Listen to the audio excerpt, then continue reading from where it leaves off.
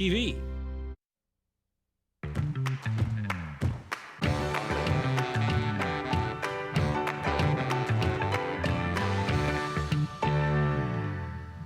Welcome to this edition of Dufferin Life. I'm your host, Teena Avery. Thank you so much for joining us. I have someone here that's going to explain. I think I have a lot of questions with regards to Alzheimer's, dementia, and the services that are provided here in Dufferin County. So joining me today, I have Lauren Culver. Thank you so much for joining me. Thanks so much for having me today. It's a pleasure. And I mean, I'm not lying. I do want to know more. I mean, I came across, my mom had terminal dementia, which we'll talk about in a minute. So I wanted to ask you, like, just the basics to start off. Yeah. So what is dementia?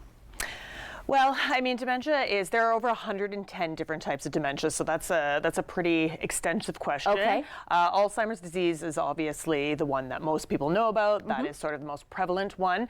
But there are, as I said, 110 different types, and each one comes with its own set of characteristics. Okay. So it's very hard to say overall what is dementia. There's not one general description. Someone who may be living with Alzheimer's may have a totally different set of characteristics than somebody who's living with a different type of dementia. So I think that's the thing that makes it so challenging and why it's so hard to just find a cure. Okay. Because there is no one-size-fits-all cure. Right. I mean, I think we all know the usual things that you hear about, like memory loss, personality changes, things like that, and they really are sort of all-encompassing, but there's so much more than just that when you think about all the different types of dementia. Well, I mean, and we need to talk a little bit about the Alzheimer's Society here in Dufferin County and the services that you do provide. Yeah, so I work full-time for the Alzheimer's Society of Dufferin County, just here in town.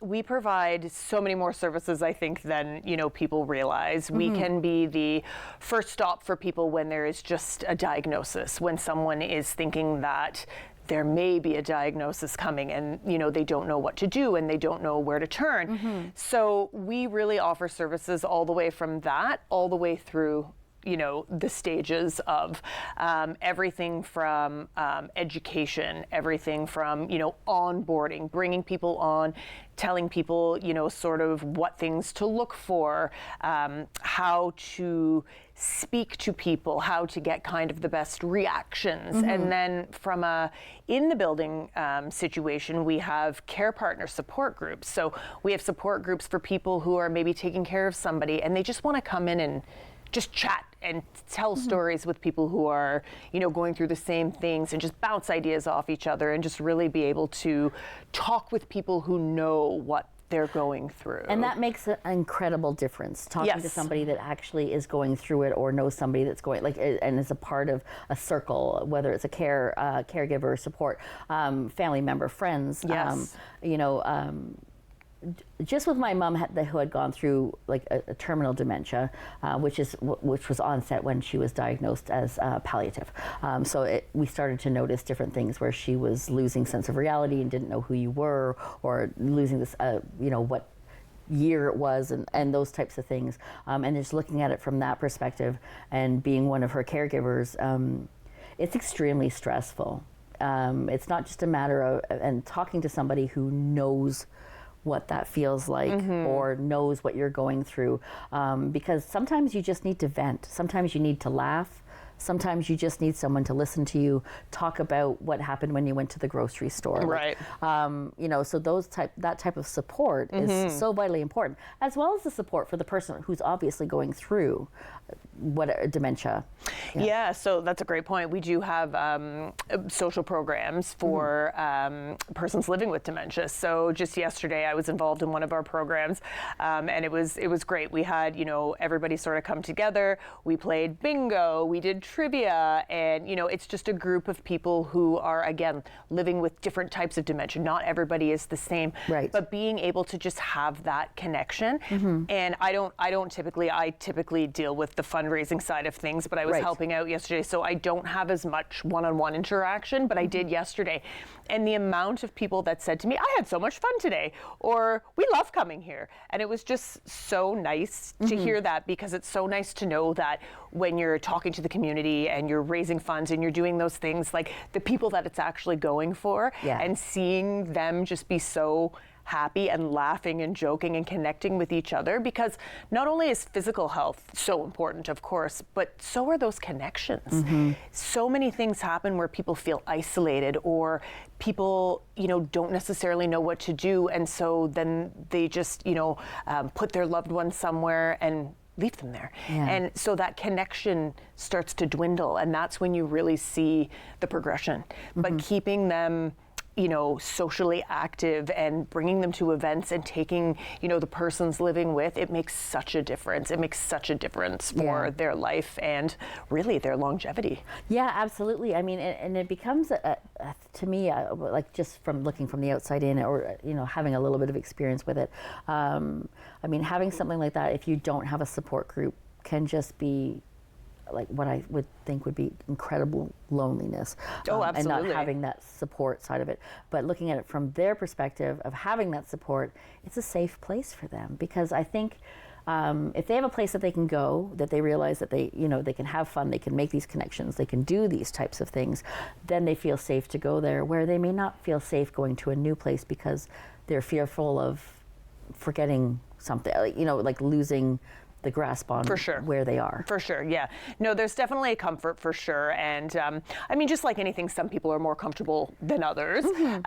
But really, once they come and you see them week after week after week, you really see those walls, come down and really starting to participate and just be part of the group and just really have fun. And it's so important. And every time it's something different, right? We may do something, relating to exercise. We may play some trivia. We may play a game, it's different every week. We do try to do different themes and have things happening and really just allow people to bring their authentic selves and, talk about things that are important to them. And sometimes, honestly, some of the nicest things is just having a conversation. We talked about what everyone did for New Year's and just being able to talk about their families. Yesterday, we talked a lot about their pets, who has dogs, who has cats, and people just being able to share themselves with other people.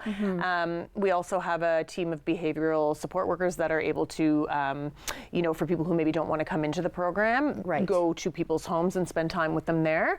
So we also offer that as well. Perhaps their care partner can't drive or bring them, so then in that case we go to them. So, That's and then and then even on top of that, just simple things like books, resources. Our education coordinator, she's often in the community talking to the police or, a dentist's office or the fireman, and what happens if you are in a situation where you encounter a person living with dementia and how the best way to, work through that and communicate with them is.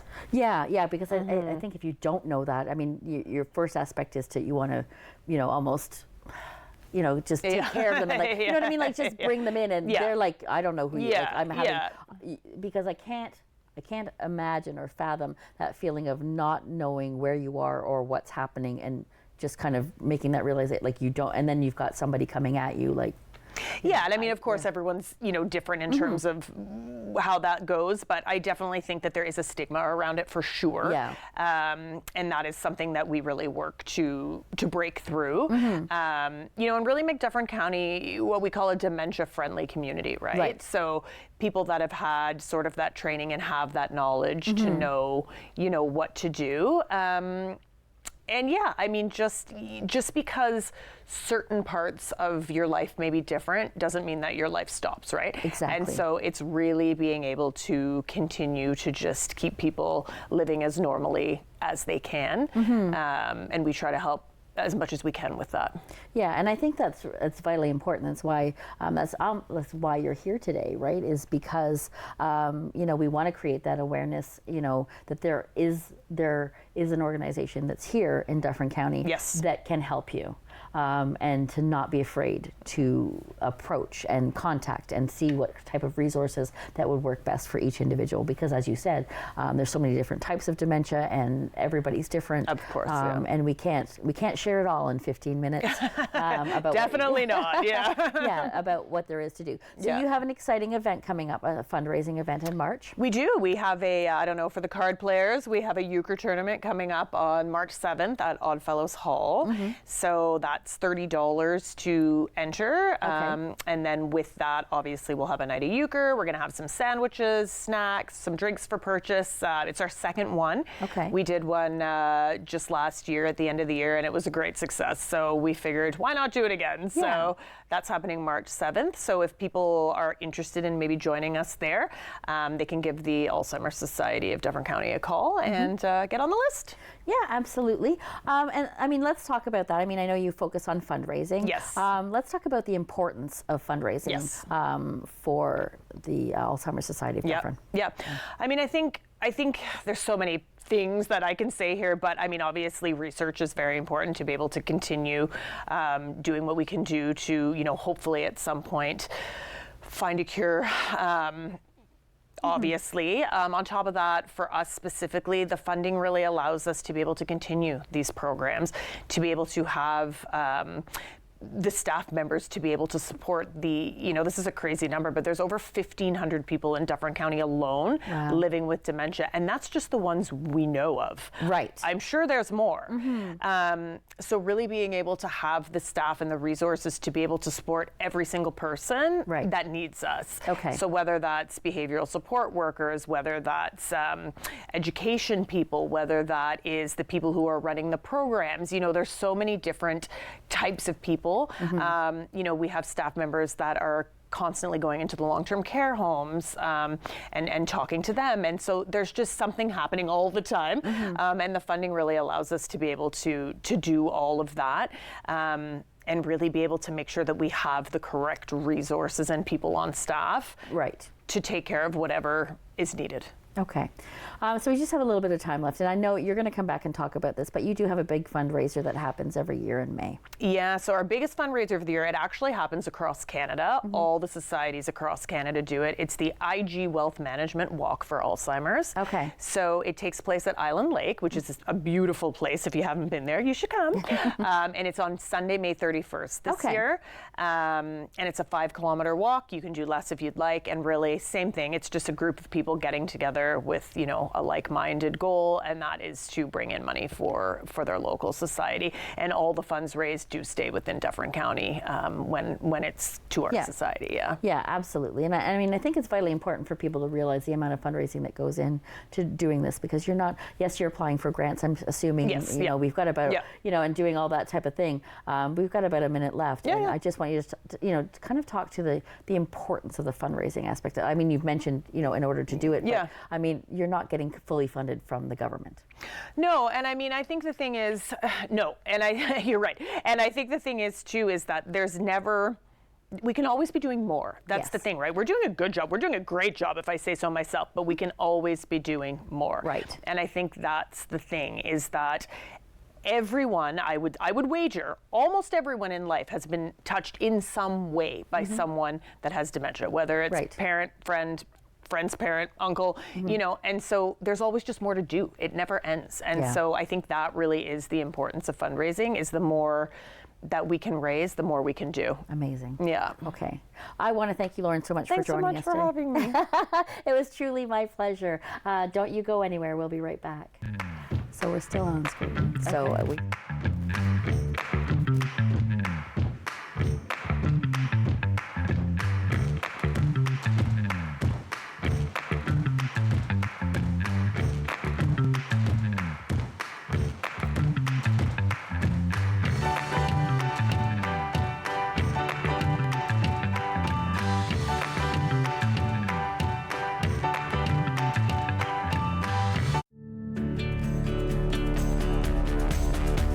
This program is brought to you by Rogers Xfinity, connecting you to more of what you love.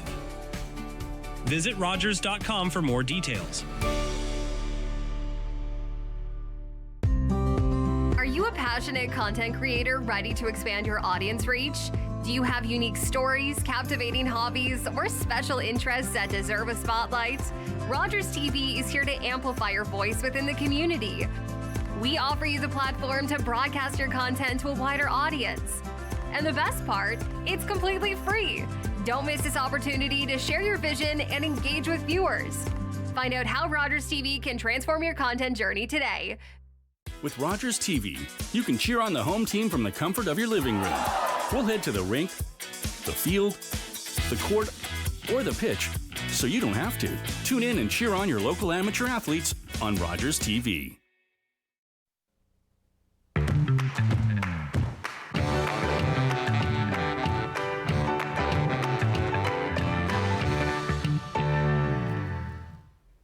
Welcome back to Dufferin Life. Thank you so much for staying with us. And if you're just tuning in now, of course, you're tuning in at a great time.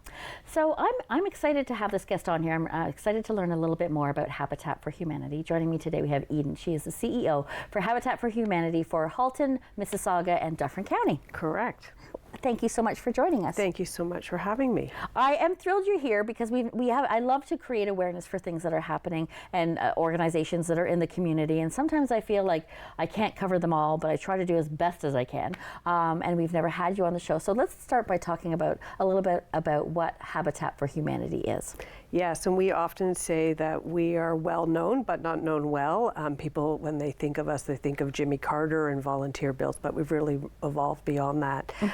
So we are one of 44 habitats across the country. Okay. And we are a registered charity that is really focused on making affordable home ownership and affordable housing opportunities for people in the community, because we believe that through housing, people build strength, stability, independence, and it's really the key for a lot of foundational improvements in people. Yes, and I want to talk a little bit about, it's not just a matter of qualifying for Habitat for Humanity, but I want to talk about what I feel is a struggle that our community and the entire world is going through right now with the cost of living, with the cost of being out there. And, there are people that can afford to maybe pay for a house, but then they can't afford anything else. Correct. And by anything else, I don't mean like creature comforts like going to the movies. I'm talking about food and electricity and all that sort of thing. So there's such a great, what I feel is probably a bigger need now than there ever has been. Yeah, I've been working in this field for a number of years, and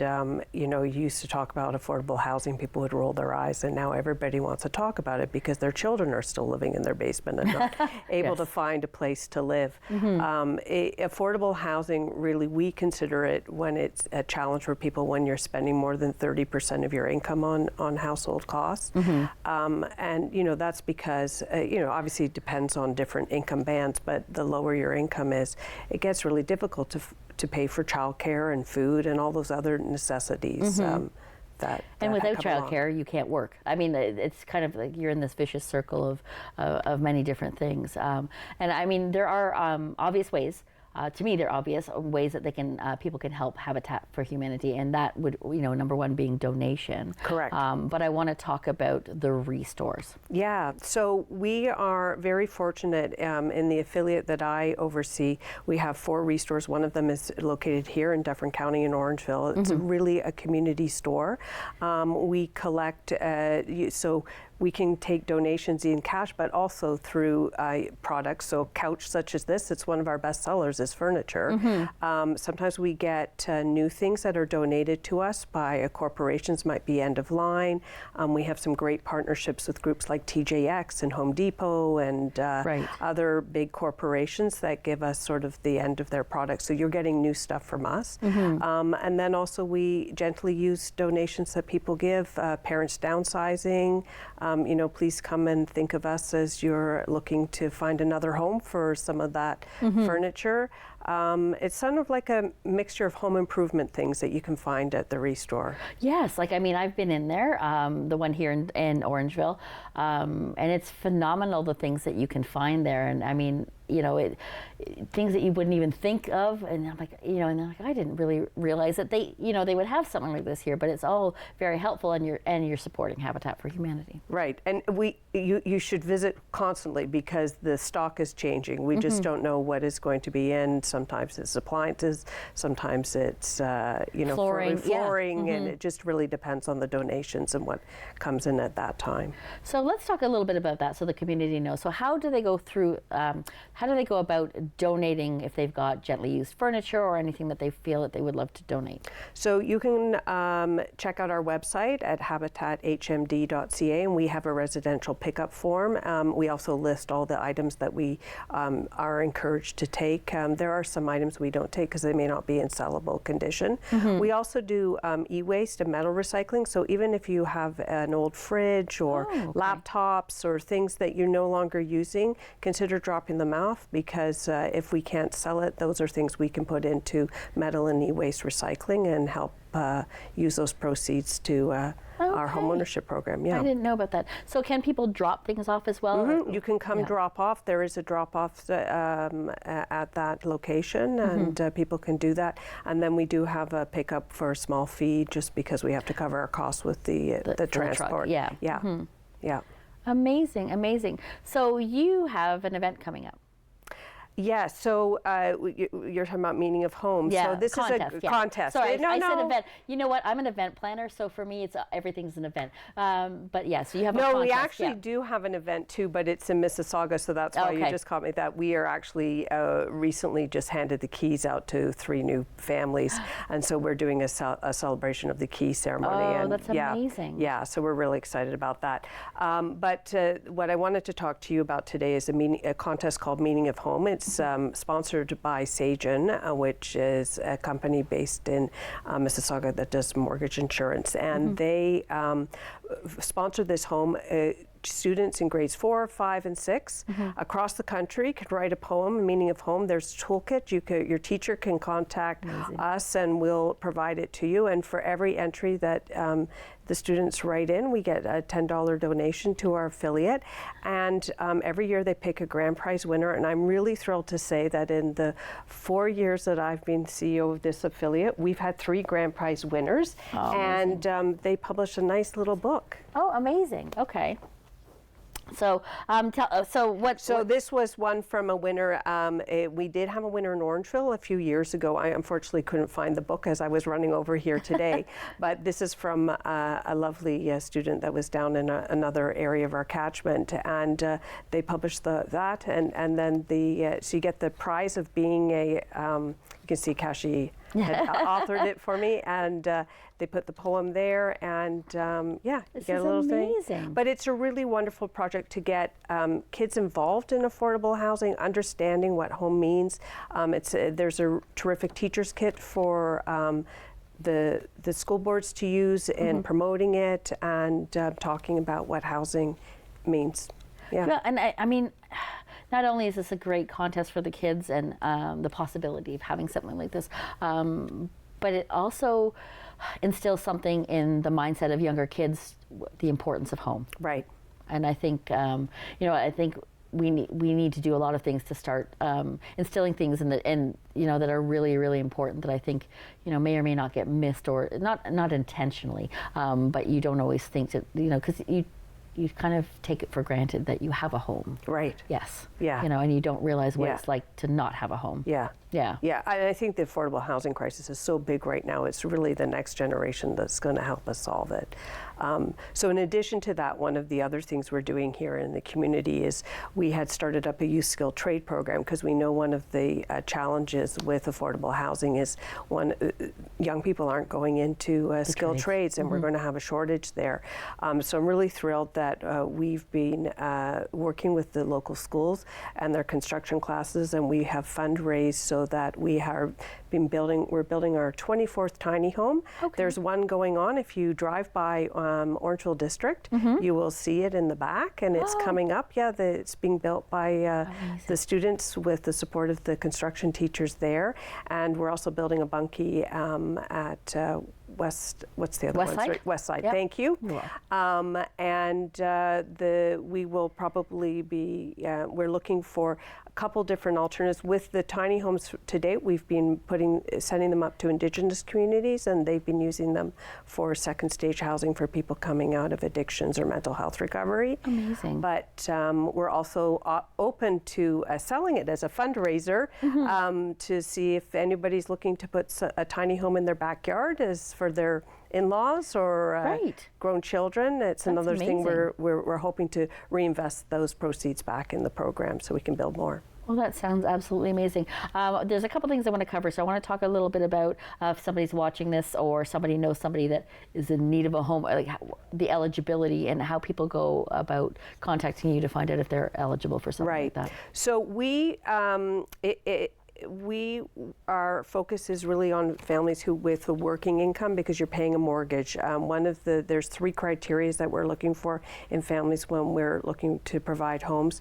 One is that you do have an employment income because you have to be able to cover property taxes and mortgage and things like that. And you have to be willing to volunteer 500 hours because that's one of the things is about giving back to the community and be an ambassador for our program. And if people are interested in that, you can look on our website and we identify what units we have available. And that process is sort of rolling all the time. We don't maintain a wait list because we don't know where the units are necessarily going to be and when they're built. Right now, unfortunately, we don't have any available units in Dufferin County, but we do in Mississauga. So if you have family or friends or people that you know down in that area, we're always looking for homeowners. And also we have partnerships with other community groups. Our focus is really on ownership. We are sort of the next rung on the scale from rental, but our prices bring ownership down to sort of rental costs. Okay, well, we've got a couple minutes left, and I know we wanted to talk about your board and what you need. Well, we're always looking for volunteers, like all nonprofit organizations. If people are wanting to help out in the Restore, we're always looking for that. Just helping sort donations and pricing and working in a retail environment, that's really helpful. So please stop by the store and talk to the manager, Jai, and see if you can come in. But I'm also looking for board members from the community. So if anybody's interested in housing, has a background in real estate, or even not an interest in governance of a nonprofit, please again check out on our website and reach out, and we'd love to hear from you. Well, that's absolutely amazing. I mean, giving back to the community is something that people do in many different ways, and there are so many different ways that you can help. And I always say this: if you know of anyone that's looking for something, by you passing on this information and letting them know what you learned about Habitat for Humanity today, that's helpful as well. Some people don't have the finances to make a donation, but you can donate time, as well as sharing with other people about what that prospect is. And also you can shop. Yes. Just come into the Restore. We love to have pets in there with you if they're on a leash and friendly. So yeah. Absolutely amazing. So much information. I really, really appreciate you coming out and sharing this information with us. My pleasure. It was truly my pleasure, and thank you for joining us. And until next time, bye-bye for now.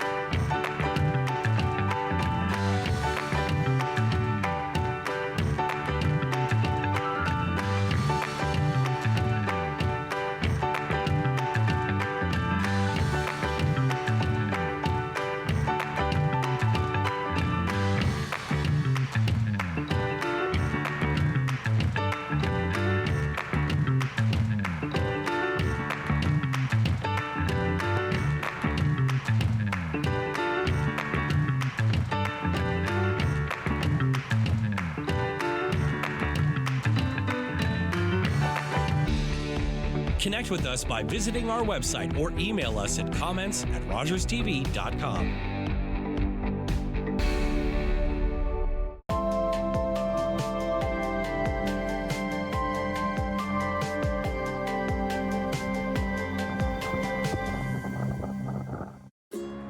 It's closing time, and you stayed out longer than you planned.